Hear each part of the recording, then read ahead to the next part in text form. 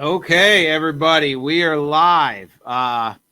Hopefully, this everybody could see this. It's exciting to be back. Back with uh, Marketing Mondays. I want to introduce my new co-host, Ronnie West. He's not new to the industry, but new to iMagnet management and new to Marketing Mondays. So, hopefully, you guys like the intro. Again, we've got a little bit new format with what we're going to do, and we're going to kind of go through that today, but we still want to answer questions if people have them. So by all means, if you have questions about what we're talking about, you could go ahead and throw those in the comments at any time. And if we have a chance, we'll answer them during the podcast or the stream. And if not, we'll make sure we get to them the following week to answer your questions. So with that, I'm going to give a couple seconds for Ronnie to just sort of introduce himself. I think you guys mostly know who I am, but I'm going to give Ronnie a couple seconds and then we'll go from there. Thank you. Thank you for having me. I'm really excited about doing this. We've been talking about this for a while. I think we just passed maybe about a year working together, doing different projects, been officially with iMagnet since the beginning of the year. I know I speak for the whole film community, for anybody that's around iMagnet. I think we're excited to have you back to kind of do this stuff. I know it's been a crazy year, but it's been one of those things that's been really cool to kind of watch your positivity. So I'm excited to be here and to be a part of this. And yes, I worked with West Films for about 8 years. I was cutting up a lot of the film that you guys were ordering, especially if you guys are part of the window film community.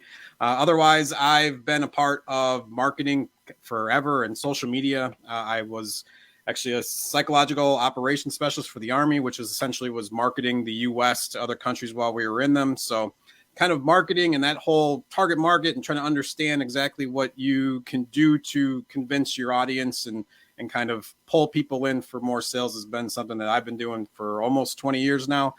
So again, I'm very excited, and thank you, Patric, for having me along on this adventure that we're going to have. Yeah, I really enjoy like having you as part of the team, and I think you bring a different perspective. Again, I love the fact that you have this marketing background, but then you also understand the window film industry. One of the things I think we like to talk about at iMagnet is we don't just understand the marketing, we actually understand the industry. And obviously spending 10 years doing what you were doing, also marketing, you left it out, but you spent a lot of time helping to market West tools and the pictures and the imagery and the messaging behind West tools. So definitely industry related. And again, happy to have you on board. We were actually, along with Eric DeVosh and a couple other people at VeeCon, and I wanted to ask you, I didn't even tell you I was going to do this, but put you on the spot to ask you, what was your favorite part of VeeCon, or what it was the thing that you took away coming out of VeeCon? Because I was on a podcast with Eric several weeks ago, and we kind of talked about VeeCon, but I'm interested to get, and I didn't even tell you that I was going to ask you this, so I'm interested to hear what you thought was like something you took away from VeeCon that you can then apply to what you were doing the following week. I think one, obviously meeting Gary, having those few minutes to kind of feel his inspiration and motivation that you kind of get from being close to the guy and just having a couple minutes to talk with him. But for me, it was kind of picking little pieces from all the different speakers that we kind of went to, different analogies to kind of explain different things, whether it's Web3 to kind of understand how that is, as well as just the understanding like where your place is, how to be consistent. It's hard to pin it down. Obviously, I appreciated a couple different speakers that were there. I know Eric Thomas was one of those, super motivational. Yeah, absolutely. I definitely was like, all right, let's go get this and kind of figure out like, how can I use all my energy in that mess and kind of put it towards something. I definitely was riding the buzz there for a while after we came back and I'm still kind of in that mindset of like, I don't want to waste any second. I feel like there's always something to do and to be excited about. I think that's kind of the key too, is not doing something you're like, oh, I got to go do this work. It's more, I'm excited. I'm happy that I have the opportunity to do this. And just like this, it's one of those things where this doesn't feel like work. This feels like something that I want to do and have fun doing, sharing and explaining different things. And that's kind of was the basis of that whole conference, was kind of bring the best out of yourself. And then that's kind of one of those things I just kind of want to keep doing every day. Yep, absolutely. Well, I know that we still want to keep these things really tight to about 30 minutes.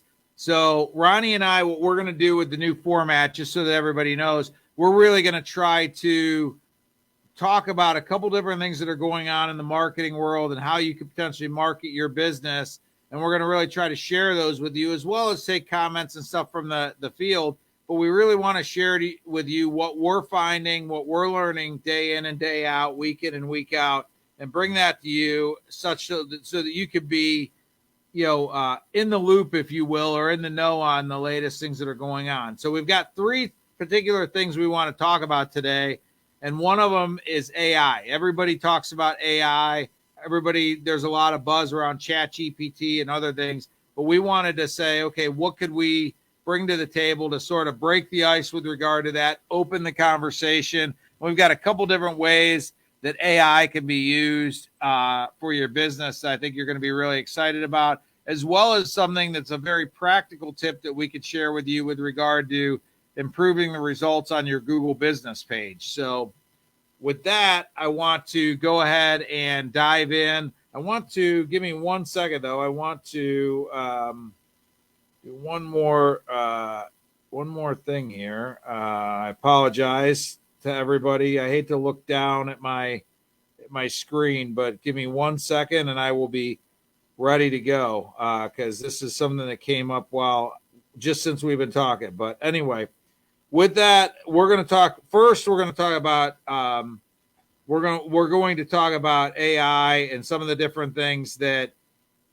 how different ways you could use it. And then we'll follow up with the last part of it will be the Google business. So with that, I'm going to share a screen of something that I think you guys are all going to be aware of. Let me go ahead and do that now. Hold on. Oh, no, we're back to the video. Wrong thing. Okay, there it is. Present, or there it is.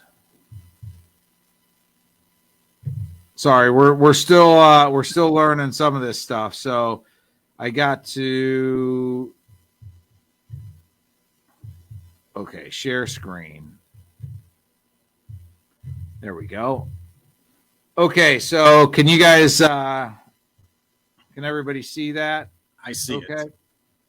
Okay, I'm going to take it to full screen so that you guys can watch that. You don't need to see Ronnie and I, but this is artificial intelligence called Bard. And Bard is actually Google's version of like a Chat GPT or something of that nature. So there's 2 different ways you could use it. Bard is one of them. You just basically go ahead and Google Bard, B-A-R-D, and it's very similar to Chat GPT. I happen to like Bard primarily from a standpoint that it is, it's going to be primarily Google's version of it. And when we were trying to do things for SEO and things like that, I tend to think that Google's always going to give you the benefit of when you're using their platform, there might be a little bit of extra benefit. So I happen to utilize Bard more than I do ChatGPT, but they're very similar platforms.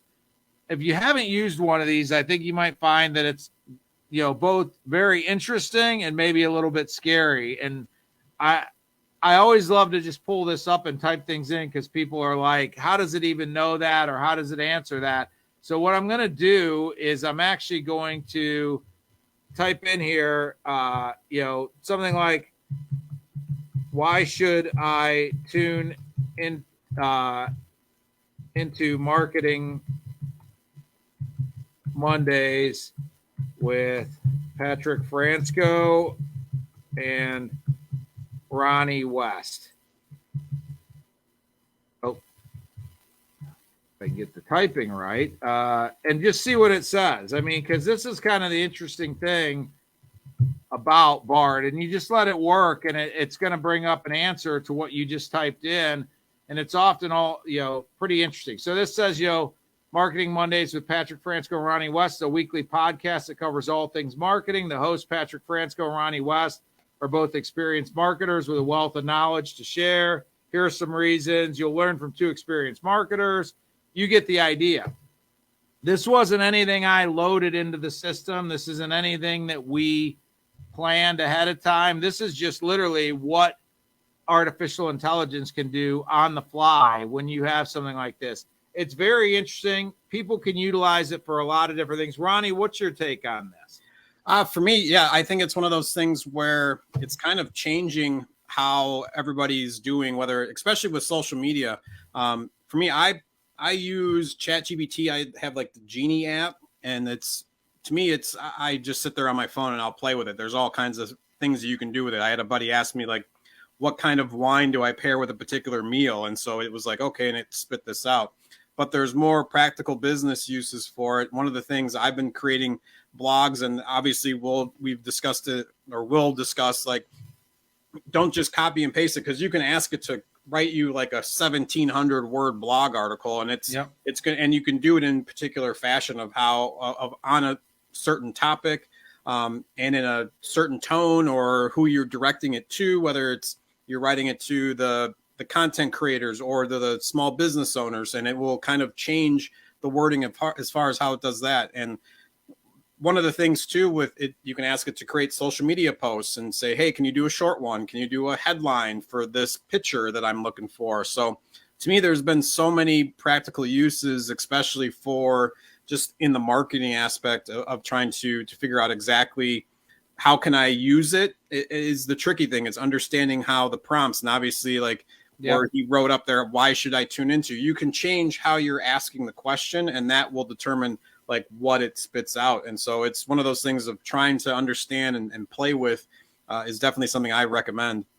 Well, I think you hit on one point I really want to talk to a lot of people about, because I've heard a lot of people say they're utilizing it to write blog posts, things like that. And I think if you're utilizing it to give you inspiration about how to write a blog post or a topic or things like that, I think it's a great tool. I don't advise to take, as Ronnie was saying, copy and paste the entire article, drop it right into your website. I think you want to utilize it as a way to give you a framework or an inspiration, and then add more to it, take some away. You always want to read it to make sure that it's all accurate. You can't just trust this stuff 100%. Sometimes it'll spit out something that's a little bit weird, but I do think you want to, it's a great tool that you could utilize for a lot of things. I think, when you talk about asking it specific questions from a marketing standpoint, if you get if Matthew on our team got stuck on how to write a particular piece of code or forgot something and things like that, you could literally ask it like, hey, what's the code to make a website, or, the piece of code to make a website do a particular thing, and it will literally spit the code out. So I think that it's one of those things right now that it's a tool that I think people need to start playing around with, understanding what it does, understanding how they could potentially use it for their business. I think it's going to evolve like many things do over time. But right now is the time to begin getting involved, so that by the time it's evolving, you're already on board. You already understand the platform. You're already moving forward. If you wait until, 2-3 years from now, you may miss a big opportunity on what you could have been doing. It was like when Facebook came out, and a lot of people sat on the sidelines and said, I don't need to be part of that, whatever. Well, the people that were early adopters typically benefited the most from some of these platforms, whether it was YouTube, whatever it was. A lot of the people that benefited the most were people that understood the platform early and figured out how they could utilize it, for their business or for their personal brand or whatever. So absolutely. I think especially too of understanding it and playing around and making the mistakes now when it's early on. Versus, like you said, if you come on in 2-3 years, and it's going to take you a few months maybe to kind of understand just how does this work, and then that's going to set you back even more. So just getting on and trying. I know you like Bard is one of those things. It was a free service. I think you just kind of send in the email to request access, and I think both of us got it within like a day. I know for the Chat GPT, the app that I have, like I originally paid more money than I think I had my dad do it, and he spent $20 on it.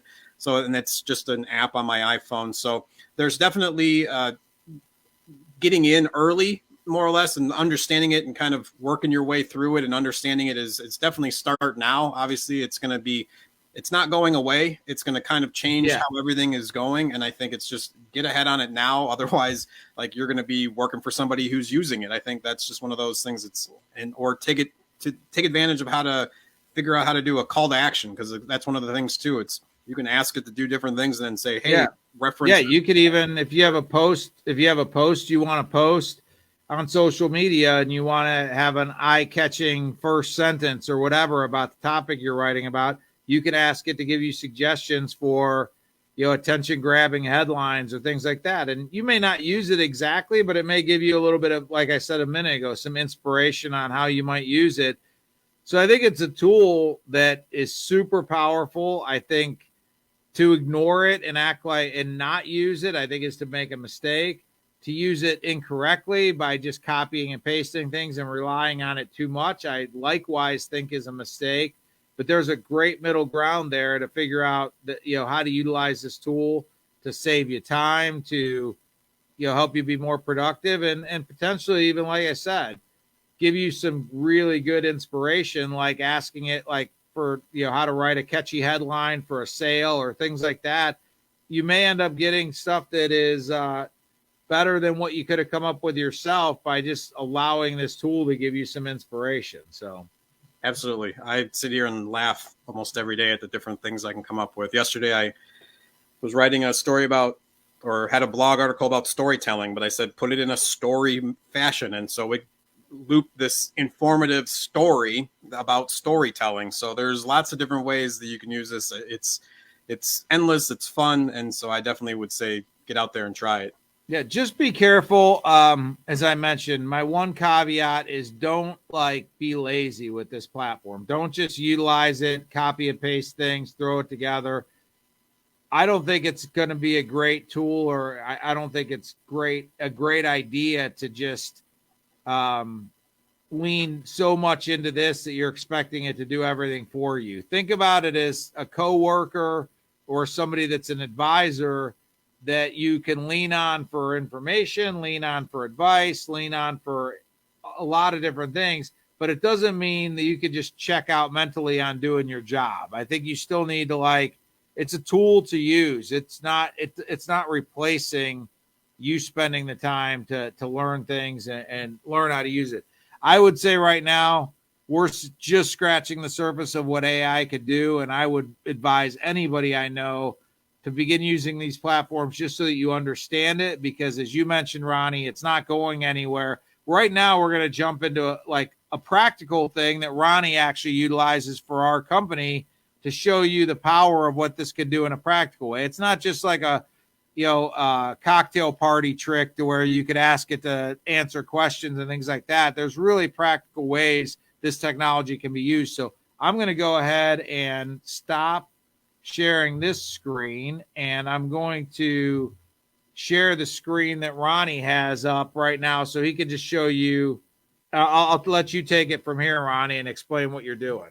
Yeah, so this came out probably a few weeks ago with Photoshop. It's actually Photoshop beta, where it's taking use of the generative fill. And so essentially it's AI is within the program of Photoshop. And if you've used Photoshop in the past, there is if you use the marquee tool and kind of go across stuff, there's a content aware fill. And so it'll kind of show what would be there if you wanted to take away a license plate and kind of show something blank. And so it'll generate, it uses AI in that fashion as well. This is the next step up. So I've got this picture of the beach here. And so I was like, let's add a sailboat on the water. So essentially I would just kind of go through, use the marquee. I guess I got to start again. Add a sailboat. And so you just hit generate just like he did on Bard. It takes a second or two to kind of load up. But what it's going to do is going to create 3 different options of an AI generated image of sailboats or yachts or whatever it might be. And so you can see here, these are pretty nice photos. You can kind of see it's even showed the wave. And so I've got a couple different options. I like the first one. And you can even go even farther. Let's put some seashells down here. As long as I spell it right. And so you can kind of change and manipulate the picture that you'd have. So say if you wanted to, I've done it with one of our clients where I like made it look like a rainy night, like in Tokyo. So it was lots of lights, very shiny. And you can see here, like there's some seashells, even imprints on the sand. So it gives a really cool, realistic look to everything that's you've kind of put in here. One of the things too that's crazy about this is so this is like let's say a 3x5 kind of image. If you needed to do something more like a website banner and you need to extend it out, and see that's the whole picture there. But let's just use, so you need to fill this extra section over here. What you're going to do is just pull it over, make sure you grab some of the corner here. I'm pointing at the screen so that you have some of the marquee in there so it can pick up some of the other image. And I'm not going to write anything in. I just want it to generate what it thinks. So this, again, is kind of like that content aware where it's going to pull and extend out this image farther out. And you can see here, it's added in more sky, more beach. And let's go over here on this side, since there is some other items there. There's a little bit of some palm trees and stuff over there. And let's just add in, go and see what this does. Let me get it all the way though. Do the same thing again. And so this is really cool in a practical solution or practical manner where if, say, you need something, but it's not the right size, so you need to extend it, but then there's blank spaces. How do I fill those blank spaces? And you can see here, it added in more trees.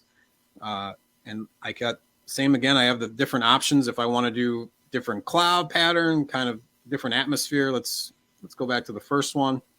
And you can kind of see then we've got this much bigger, longer extended banner that you could use for any of your images. And the great thing about that too, from a social perspective, a lot of times you have a great image you might want to use as a Facebook cover photo for your business or a variety of other things. And some of the platforms have very distinct sizes that you need to use, whether it's LinkedIn, Twitter, Facebook.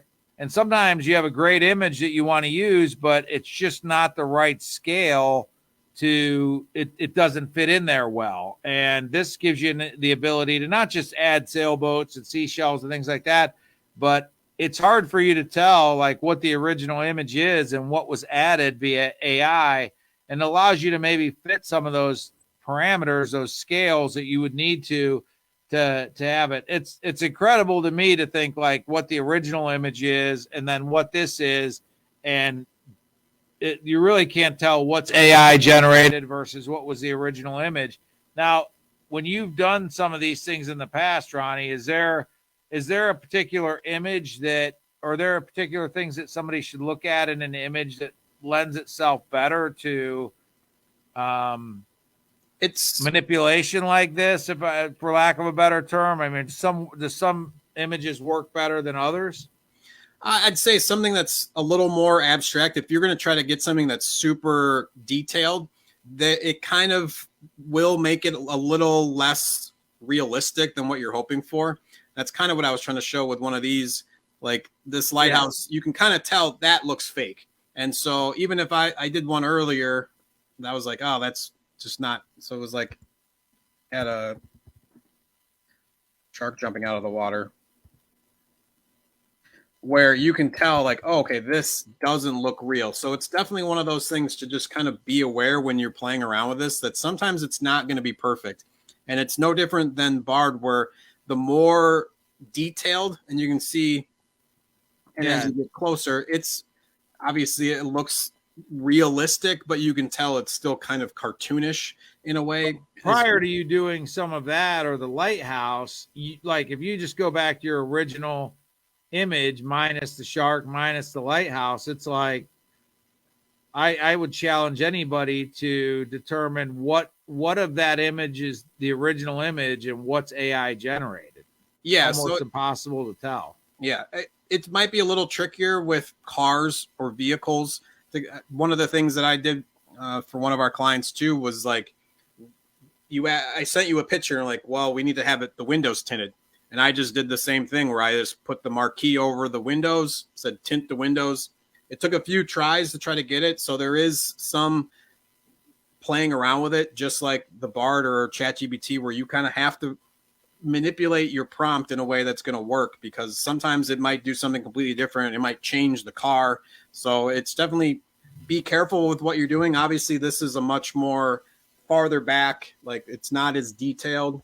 So there's less of a chance of somebody zooming in and being like, oh, that's a fake sailboat. So it's one of those things to just be aware of, play around with, just like the Bard stuff. It's the more time that you utilize it and play around with it, the better that you're going to get at it.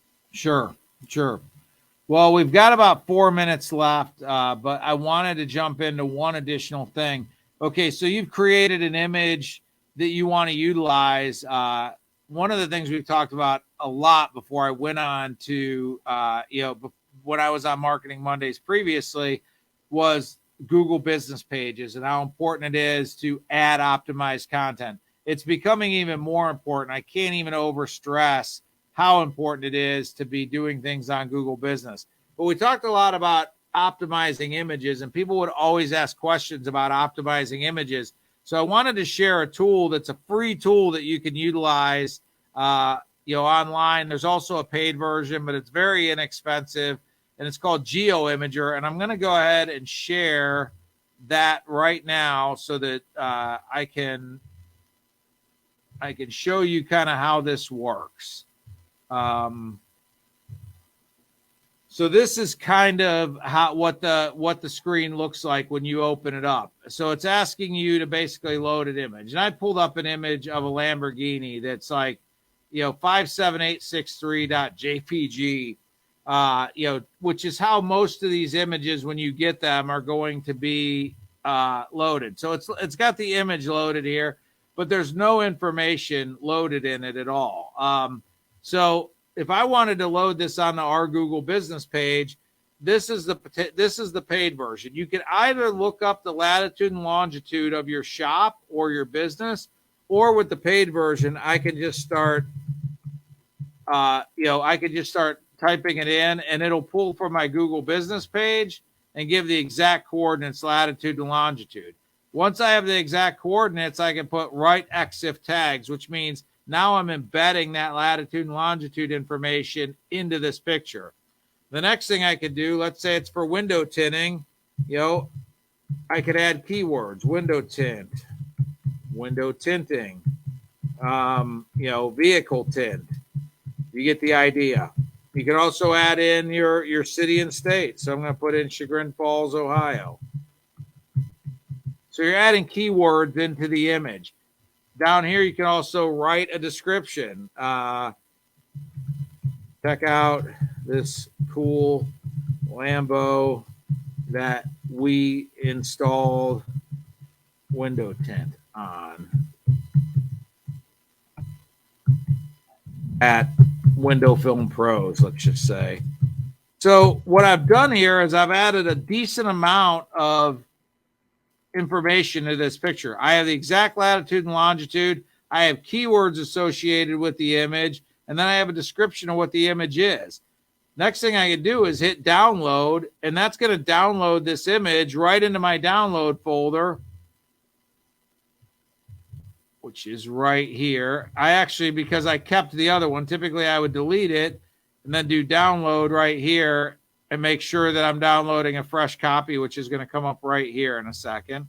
What I would typically do then is I would rename this, and you want to do the title format we use is going to be the name of your company, Window Film Pros we'll use for this, the city and state, Chagrin Falls, Ohio, and then the product, automotive window tint. You might be just I have sharing an image that is named Window Film Pros, Chagrin Falls, Ohio, automotive window tint. That now is an image that is perfect for me to share into Google Business. That image is going to have a lot of data packed into it. It's going to help you get a lot better traction on that image. It's going to help your impressions to go up. If you use it for posts, you're going to notice that your posts get a lot more attention. because instead of just loading an image up to Google Business, you've loaded an image up that's absolutely chock full of data. Now, if you do that over time, in addition to accumulating reviews and all the other things you should be doing on Google Business, you're going to see a massive improvement in the placement of where you show up in the map pack for different relevant keywords, as well as the number of people that are being exposed to your listing. So that's another thing we wanted to share with you. Doesn't really have anything to do with AI, but let's say you generate an image like Ronnie was just showing you that you want to utilize on your Google Business page. Rather than just taking that image and throwing it on your Google Business page, you could take Geoimgr, you can chock that image full of data and then load it onto your Google Business page. And I think you're going to notice that you get a lot of extra benefit from that. I think sharing things to your Google Business page is super important, but if you're going to take the time to do it, take a little bit of extra time and make sure you're getting the most benefit from it. So, no, for sure. And I think I was going to mention too that not just on the Google Business pages, but also within your website. I think that also will help the SEO if you have properly loaded photos with like the alt text and the location stuff that's in there. That'll help your website get a little bit more traction as well. Yeah, absolutely. Geoimgr, and we're not just telling you guys this, and we don't get any kickback, or we don't own part of Geoimgr or anything like that, but we utilize it every single day at iMagnet Management. So we're just sharing with you some of the things that we do ourselves internally. We use the paid version of Geoimgr, but it essentially does very similar thing. And whether it's running the images we're going to use, as Ronnie said, on a website through Geoimgr before we use it on the website, or we run images through before we share them to Google Business pages and things like that, it's become a tool that we literally use every single day. And hopefully you guys will find that it's a beneficial tool for you. I think SEO, whether it's, localized SEO with Google Business or SEO on your website, it's a game of inches. It's not like one major big lever to pull and get results. It's a matter of doing 100 small things correctly, and making sure your images are optimized is just part of that. So, absolutely. Well, with that, I think we reached the end of the half hour. We went a little bit over, but hopefully you guys can forgive us, this being our first episode back. We're going to be coming to you weekly with these Marketing Mondays, and we're really going to be trying to come and bring value each and every week, something that you can watch these and go away from this recording and begin doing something a little bit different with your business that's going to help benefit your business the following day, week, month, whatever. So hopefully you enjoyed this first Marketing Mondays coming back, and hopefully we're going to see you on future episodes. And again, you can always send questions in like you've done in previous Marketing Mondays. We'd be happy to answer those. If you're running into something that you have a question about, by all means, send it in. We'd be happy to, tackle that topic on Marketing Mondays. Yeah. And I'd also say too, I'm sure we'll get a recording of this and we'll post it on YouTube. So if there was something that you missed, you can go back there and rewatch it as well and try to work through, and send us any questions if you have any. Sounds great. All right. Thanks for tuning in, everybody. We will see you soon. Thank you.